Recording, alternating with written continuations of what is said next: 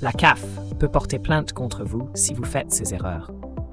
La Caisse d'allocation familiale, ou CAF, joue un rôle important dans le soutien financier de nombreuses familles en France.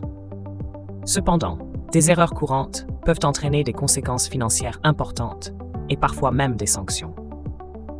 Que ce soit par manque d'information ou par simple négligence, ces erreurs peuvent coûter cher. Cette vidéo met en lumière les pièges à éviter pour préserver ses droits et éviter des désagréments financiers.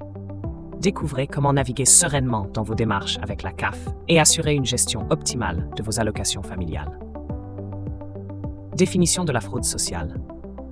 La fraude sociale désigne les actions délibérées visant à obtenir indûment des prestations sociales. Elle concerne divers types d'aides, notamment les allocations familiales, le RSA, les aides au logement et les prestations de santé.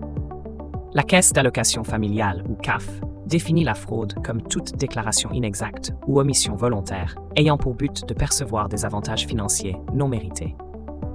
Pour identifier ces fraudes, la CAF utilise des contrôles croisés de données, des enquêtes sur le terrain et des signalements anonymes. En 2023, près de 2 milliards d'euros de fraude sociale ont été détectés par la CAF, illustrant l'ampleur du phénomène. Montant déclencheur de la plainte et procédure en cas de suspicion de fraude.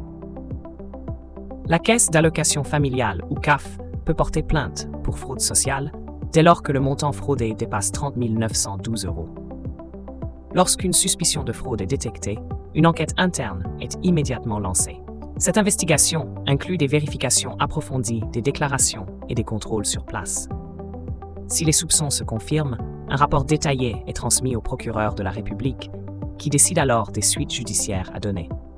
Le rôle du procureur est crucial, car il évalue la gravité des faits et peut engager des poursuites pénales contre les auteurs de la fraude. En parallèle, la CAF peut également exiger le remboursement des sommes indûment perçues. Type de fraude courante et conséquences pour les fraudeurs. Les fraudes à la CAF prennent diverses formes, parmi lesquelles figurent les déclarations mensongères sur les ressources, la situation familiale ou le lieu de résidence. Par exemple, certains allocataires dissimulent des revenus supplémentaires ou prétendent vivre seuls alors qu'ils sont en couple afin de maximiser leurs aides. Les sanctions encourues par les fraudeurs varient selon la gravité des faits. Elles peuvent aller du simple remboursement des sommes indûment perçues à des amendes substantielles. Dans les cas les plus graves, des peines de prison peuvent être prononcées.